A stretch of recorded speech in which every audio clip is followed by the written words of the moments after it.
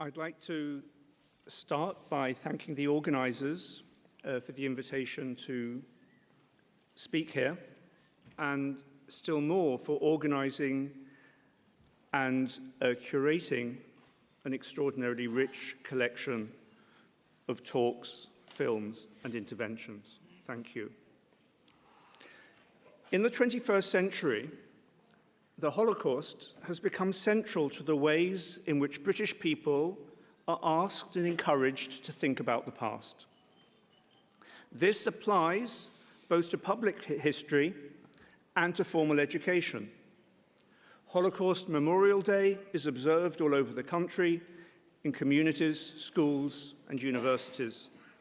The Holocaust is the only compulsory subject in the national curriculum for history teaching in schools for 11 to 14-year-olds, and the British government funds visits to Poland to enable children to learn lessons from Auschwitz. The Conservative, Labour and Liberal Democrat political parties are all committed to building a Holocaust memorial and learning centre. In this talk, I shall attempt three things. First, I shall explore the conditions of this consensus. What are the components of Holocaust remembrance in education as it has taken shape in Britain, which permit so much agreement? Second, I shall suggest that the origins of today's consensus lie not with the political right, but in the embrace of Holocaust education and remembrance by parts of the centre-left at the turn of the millennium. Third, I shall argue that this practice of remembrance and education is double-edged. On one side, it constitutes a recognition by the British state of the Holocaust as an attempt to rid Europe of its Jews, and something that should be recalled to mind. But at the same time, the particular memory practices established have resulted in significant losses and absences. These deficiencies are both historical and political. The historical loss relates to the way in which the Holocaust itself is widely misremembered and misunderstood. The political loss concerns the partial and inadequate lessons which the Holocaust is seen to provide for the present. In a nutshell, the historical and political losses amount to the depoliticization of Holocaust memory.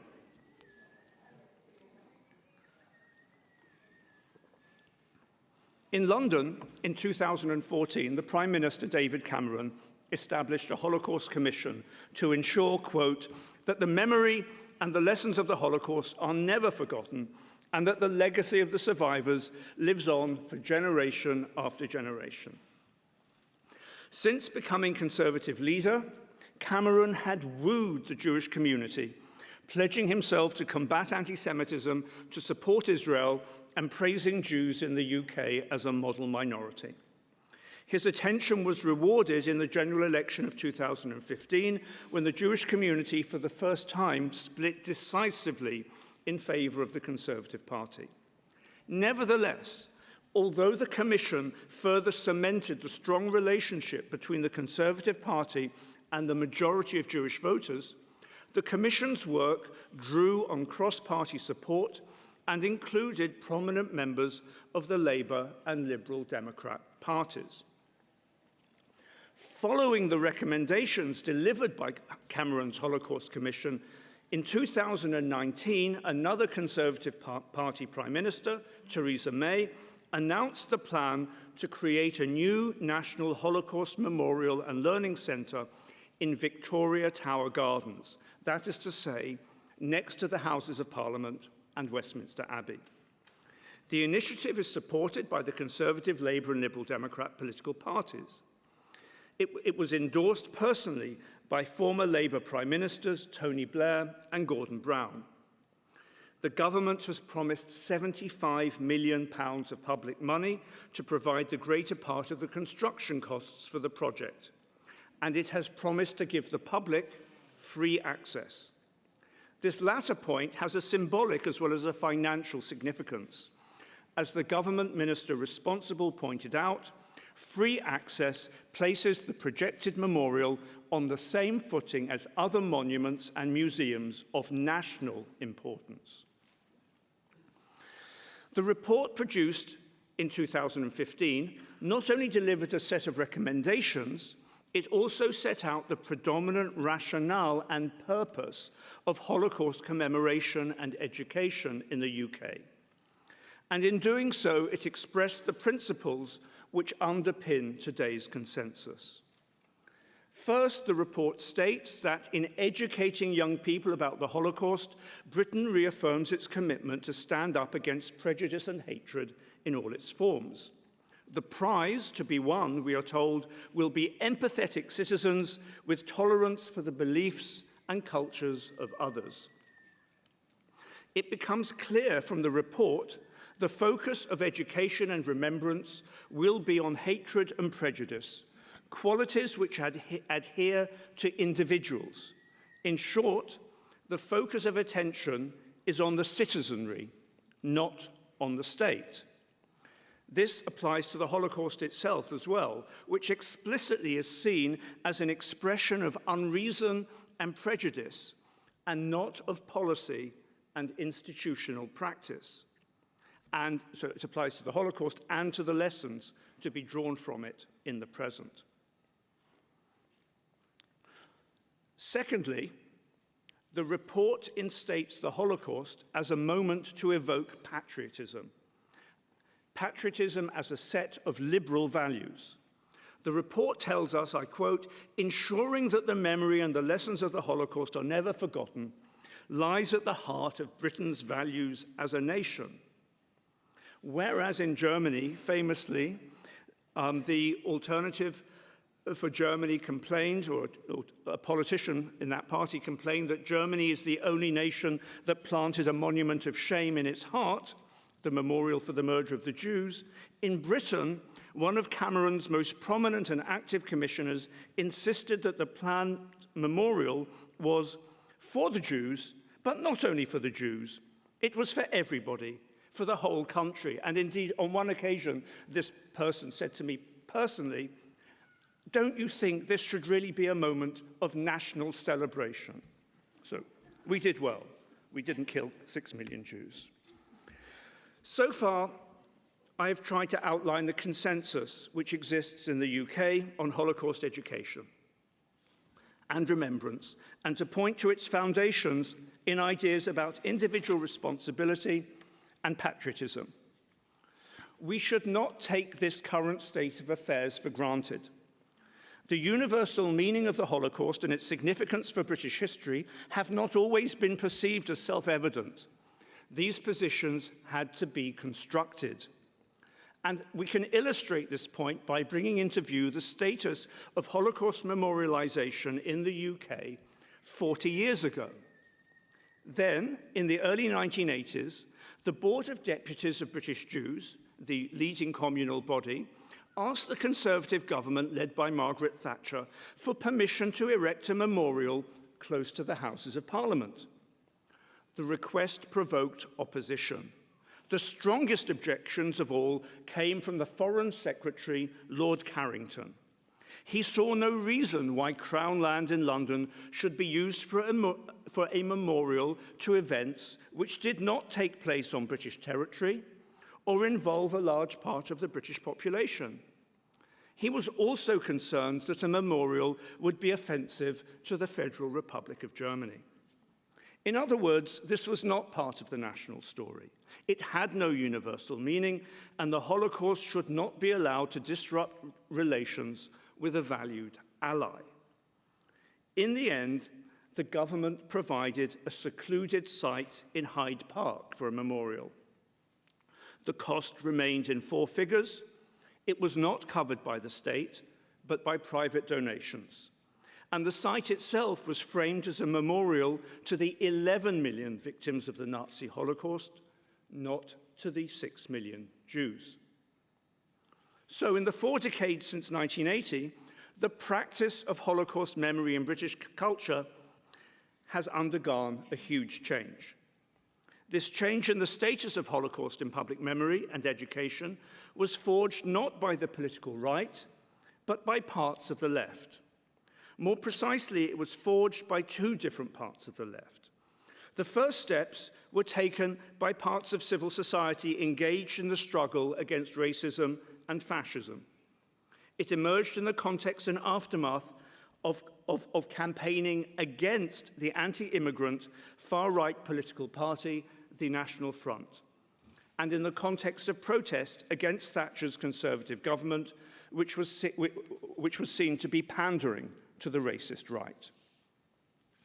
It was in this context that civil society organizations began to promote awareness and knowledge of the Holocaust. In 1983, for example, a display entitled Auschwitz, an exhibition, was installed in the crypt of a church in the East End of London. Jews no longer lived in the East End in large numbers, but it remained a district marked by poverty and immigrants from Pakistan and Bangladesh. The exhibition catalogue explained that in a world recession with high levels of unemployment, quote, "This is fertile ground for extremists. Auschwitz shows where this can lead." And this was not the only exhibition of its kind. I do not mean to say that British anti-racism in the 1980s was centred on the Holocaust, but rather that anti-racist politics provided an opportunity and a context from which to promote knowledge and awareness of the Holocaust. The other stimulus came from the election in 1997 of a Labour government headed by Tony Blair. Blair and his colleagues brought a high moral tone. There would be an ethical foreign policy overseas, though we know where that led, and a renewal of citizenship at home. The Holocaust was to figure in both its foreign policy and in citizenship at home. Soon after coming to power, Labour established an advisory group to review and make recommendations on citizenship education. Labour came to believe that the Holocaust could play a significant role in its project of civic education. And it was in this context that the Labour government in 2001 introduced Holocaust Memorial Day in the UK. This focus on citizenship and Holocaust Memorial Day was mediated by the creation in 1998 of the Task Force for International Cooperation on Holocaust Education, Remembrance and Research. Created on the initiative of the Swedish Prime Minister, Göran Persson, with the support of Bill Clinton and Tony Blair, this forerunner of the IHRA was originally an initiative from third-way political leaders in the aftermath of the Cold War, not initially an institution propelled by the right. As Tony Jutt pointed out, in the aftermath of the Cold War, Holocaust memory and education constituted an entry card for East European states seeking Western recognition. However, this was only possible because Holocaust memory and the lessons drawn from it also played a strategic role in the ideological reconstruction of Western Europe and liberal democracy after the Cold War. Having overcome anti-Semitism and genocide in the past, the fight against anti-Semitism was imagined to be a guarantor of human rights and toleration in the present. Within the International Task Force, it was Britain which brought forward the proposal to designate a day of remembrance for Holocaust victims. And when Holocaust Memorial Day was introduced in the UK in 2001, an information pack was sent to all schools in the country.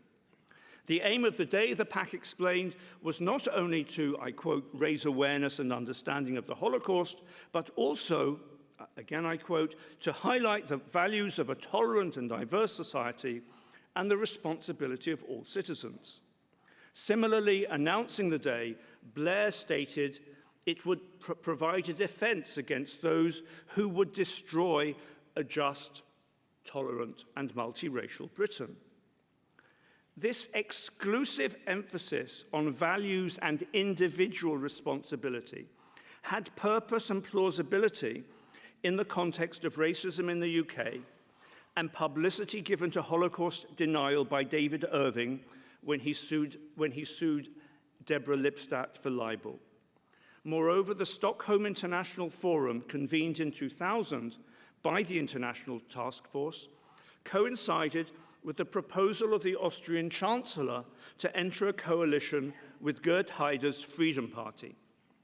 Haider was condemned by a number of politicians at Stockholm. War in the Balkans provided a further context in which the Holocaust was invoked. Blair called for military action to prevent Serbian ethnic cleansing and mass murder of Muslim Albanians in Kosovo. He stated Europe, was confronted something we had hoped we would never experience again. The project of Holocaust memorialization was thus framed as part of a battle against the resurgent right in Europe. At the heart of the project, however, was an absence which has continued to shape Holocaust memorialization ever since. This absence concerns acknowledgement and understanding of the role of the state in the Holocaust, and the role of the state in the present in promoting policies and practice which lead to racialization and racial discrimination. The information pack for schools to use on Holocaust Memorial Day presented Nazi Germany as the racial state, and in doing so it followed an important historiographical trend of the 1990s. This was a useful framing device. It kept the mass murder of Jews at the center and at the same time promoted a universalist understanding of the Holocaust. The racial state's victims extended to millions of non-Jews. Yet, having acknowledged that the Holocaust was an expression of state power, the message of Holocaust Memorial Day chose not to dwell on the pitfalls and responsibilities of power. Instead, there has been an emphasis on tolerance and citizenship and on witness testimony. All are significant, to be sure, but they are also insufficient. Danger is seen to emanate from prejudice and hatred, from a population which might turn savage and intolerant if not tutored by a benign state. The important thing, we are told, is not to be a bystander. The importance of standing up against bullying featured in school assemblies. Jack Straw, the Labour Home Secretary, explained the lessons to be learned are for all of us. In view of the fact that the final solution was a state project carried out in circumstances of total war, the absence of the state from memorialization is a remarkable outcome. The misuse and sacralization of witness testimony similarly has the effect of draining from the mass murder of the Jews what shaped and defined it as a point of policy enacted by a state in wartime. This depoliticized reading of the Holocaust has had regrettable consequences. In the last part of my talk, I shall just focus on two. One concerns anti-Semitism, the other concerns racism more broadly. First, the failure to address the state stands in the way of our capacity to properly remember the Holocaust and to recognize, comprehend, and resist anti-Semitism. To be sure, the Nazi mass murder of Jews involved individuals who made choices, but to focus here fundamentally misconstrues what was a state-driven project. In this light, it is perhaps not surprising that a 2016 survey of what British school students who had studied the Holocaust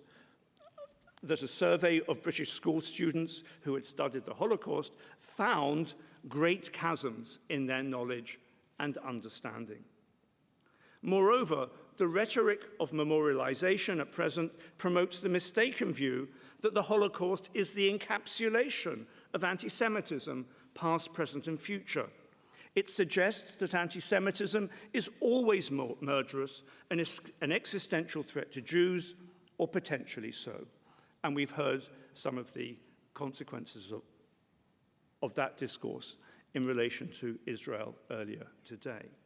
And this places to one side the far more commonplace patterns of discrimination, denigration, and aversion which have afflicted Jewish people over time.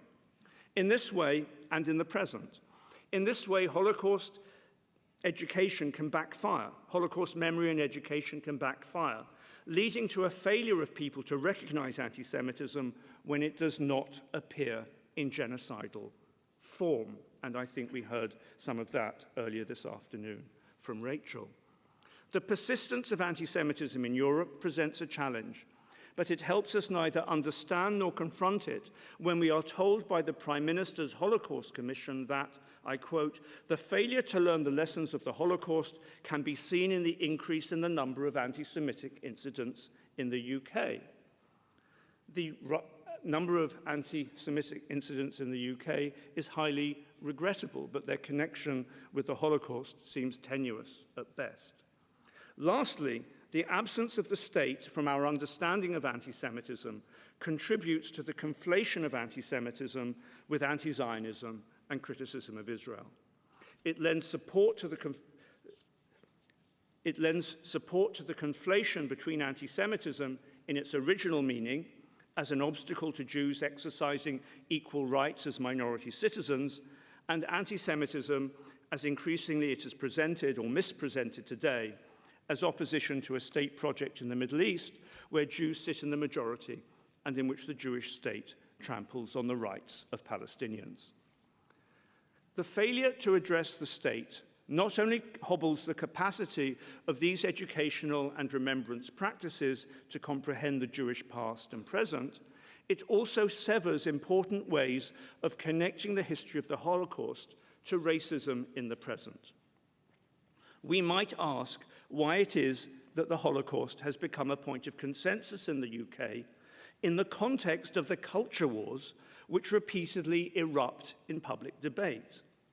Typically, these controversies deal with the formative role of colonialism and enslavement in British history, and whether or not this should be acknowledged in public history. The issues at stake deal with history and memory, racism and identity. These are the very same issues which Holocaust remembrance brings into focus. Yet in the case of Holocaust remembrance, the outcome has not been discord, but consensus.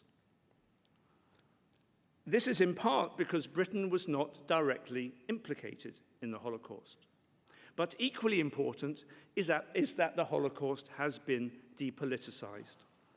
It is imagined as having stemmed only or mainly from individual prejudice. Colonialism and enslavement, by contrast, implicate both Britain and the British state. Moreover, at the same time as the Holocaust, imagined as a manifestation of popular prejudice, generates consensus, the structural nature of the economic and social disadvantage suffered by people of colour in the UK does not. A different way of making this point is to say that the pieties of Holocaust memorialisation that come from the British government ring hollow when that government has presided over the Windrush scandal, when between 2012 and 2019, thousands of law-abiding Black Britons from the Caribbean were classified as illegal immigrants. As a result of government policy, an unknown number were denied access to paid work and housing, and scores were deported. The Windrush scandal underlines the continuing significance of the British state as an agent of racism, something which I have argued the current practice of Holocaust memory serves to obscure in more than one way. Holocaust memory is intended to educate about the past and to deliver an anti-racist message for the present. Currently, it does both inadequately. It would not be the whole answer if we were to restore the state to its proper place in understanding of the Holocaust in popular memory, but it would definitely be a good start. Thank you.